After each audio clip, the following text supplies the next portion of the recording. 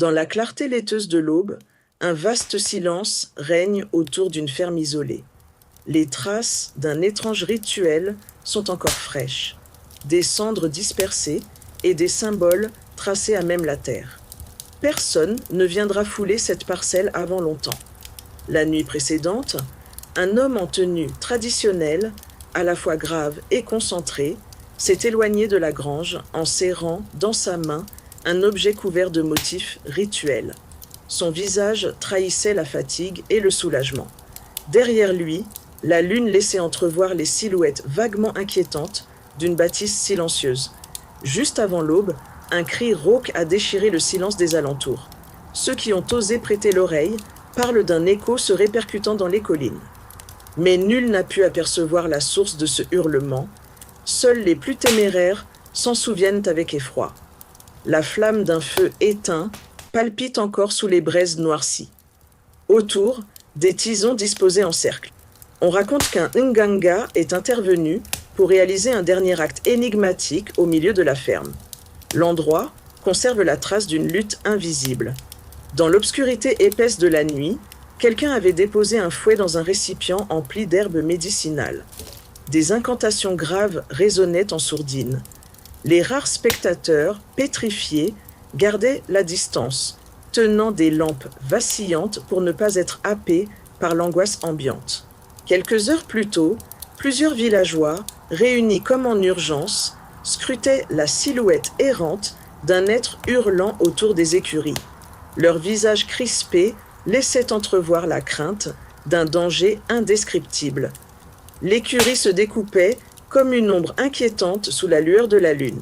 Un paysan a juré avoir vu un homme à la nuque ceinte d'une sorte de corde ardente.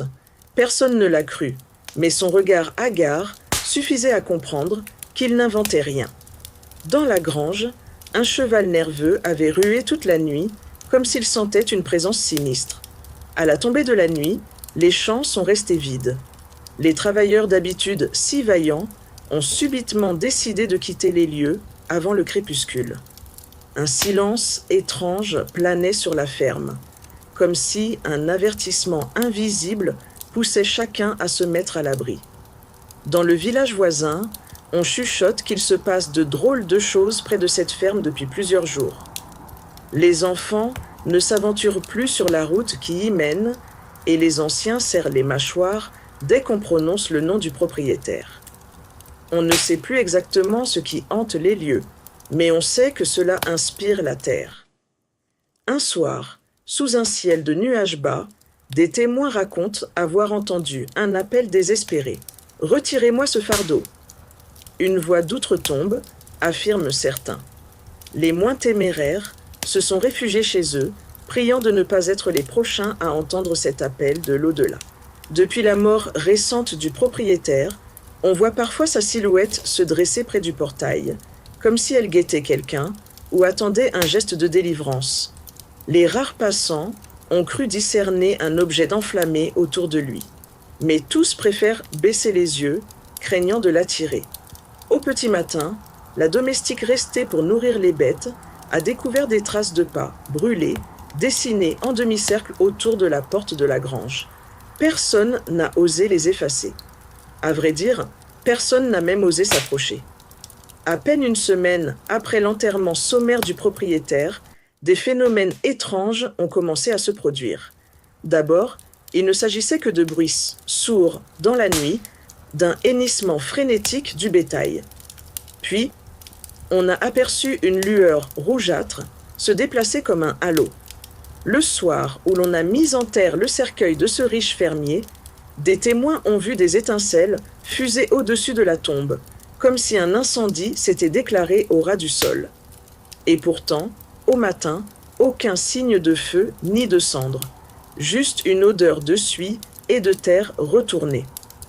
Pendant la veillée funèbre, beaucoup ont remarqué que l'atmosphère était inhabituelle. Les lampes à huile semblaient vaciller d'une flamme nerveuse, et dans l'air, un parfum de soufre, presque imperceptible, s'accrochait aux vêtements. Aucun chant n'a pu réchauffer l'assemblée ce soir-là. Le fermier, avant de rendre son dernier soupir, avait prononcé des paroles incompréhensibles. Les serviteurs et la famille restaient à son chevet, terrifiés par ses yeux écarquillés, fixant un coin de la chambre. La fièvre ou la peur? Personne ne le sut jamais. Ce même jour, quelques heures avant son décès, l'homme avait insisté pour qu'on lui apporte un objet qu'il conservait au fond d'un coffre. Il se murmurait qu'il s'agissait d'un banal fouet. Mais pourquoi y tenait-il tant, alors qu'il était déjà aux portes de la mort? Dans la matinée, un notaire fit irruption à la ferme, sollicitant une signature en hâte. Personne ne comprit d'où venait cette urgence. Le maître des lieux, tremblant, griffonna une marque sur un document, comme s'il craignait une malédiction. On n'obtint aucune explication. La veille, on avait annoncé que les dernières affaires saisies chez un miséreux seraient mises en vente. Plusieurs villageois s'en indignèrent, ne comprenant pas pourquoi le propriétaire de la ferme s'intéressait à de menues bricoles. L'événement, pourtant, s'était déroulé discrètement dans la grange. Le jour précédent, la venue du notaire, un petit attroupement s'était formé devant la ferme. On y vendait pêle-mêle des ustensiles, un tabouret et même un vieux collier pour bétail. Le propriétaire regardait tout cela d'un air calculateur. L'ambiance était morne, presque sinistre. Dans le fond de la grange, un clou rouillé maintenait accroché un fouet usé.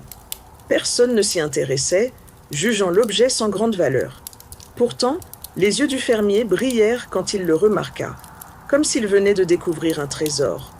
En fin de matinée, alors que le brouhaha de la vente se terminait, une voix s'éleva pour demander « Et ce fouet, on ne le vend pas ?» Les curieux haussèrent les épaules. Les ouvriers, eux, avaient l'air mal à l'aise. Une somme dérisoire fut proposée pour le fouet. Les témoins de la scène crurent que c'était un simple caprice. Mais le propriétaire de la ferme insista. Il posa fermement 5 pièces sur la table, exigeant qu'on conclût la transaction. La veille, on avait envoyé des gens chez un ouvrier ruiné pour saisir ses derniers biens.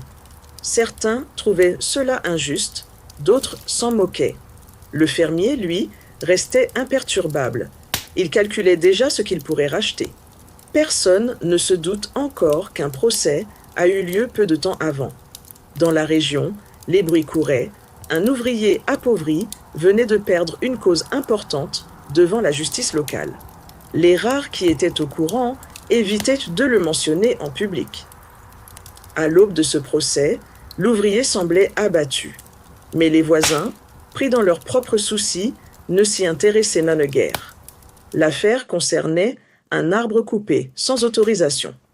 On laissait l'histoire se dérouler, persuadé que cela n'aurait pas de répercussions trop graves.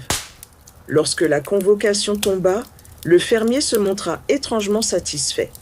Il rangea quelques papiers dans un tiroir verrouillé, marmonnant des mots sur le respect de la propriété. La journée s'annonçait pluvieuse, ce qui n'entama pas sa bonne humeur. La rumeur d'un désaccord dans la ferme parvenait vaguement jusqu'aux échelons locaux de la justice. Certains clamaient qu'il s'agissait d'une simple histoire de bois. D'autres, plus lucides, pressentaient une rancune féroce derrière cet incident. Le soir d'avant, l'ouvrier était rentré chez lui, l'air troublé. Sa femme lui posa 1000 questions, mais il ne répondit presque rien. Il parlait d'une menace, d'un avertissement, d'un ordre donné par le maître de la ferme. Personne n'en sut plus ce soir-là. Dans la journée, un voisin avait aperçu l'ouvrier scier un tronc d'arbre sur la propriété. Il ne comprit pas pourquoi l'ouvrier semblait agir à la hâte, comme s'il était pressé de finir avant que quiconque ne le voie. Le voisin préféra se taire.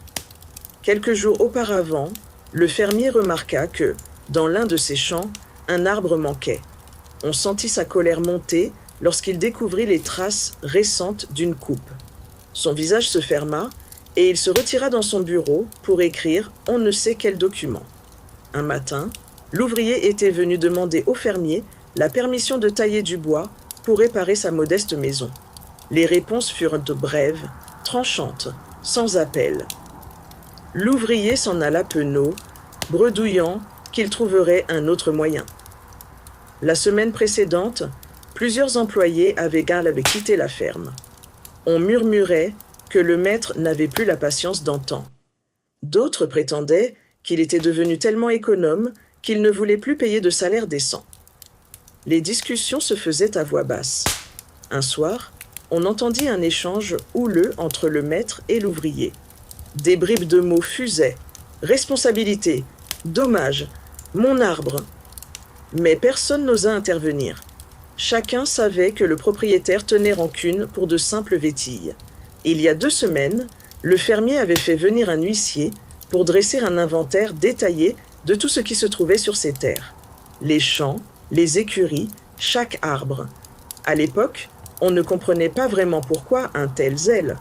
On se souvient qu'autrefois, ce fermier était certes peu souriant, mais il n'était pas malfaisant.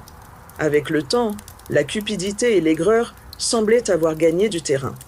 Les vieux du coin pensent maintenant qu'il avait subi un gros revers autrefois, mais personne n'en parle ouvertement.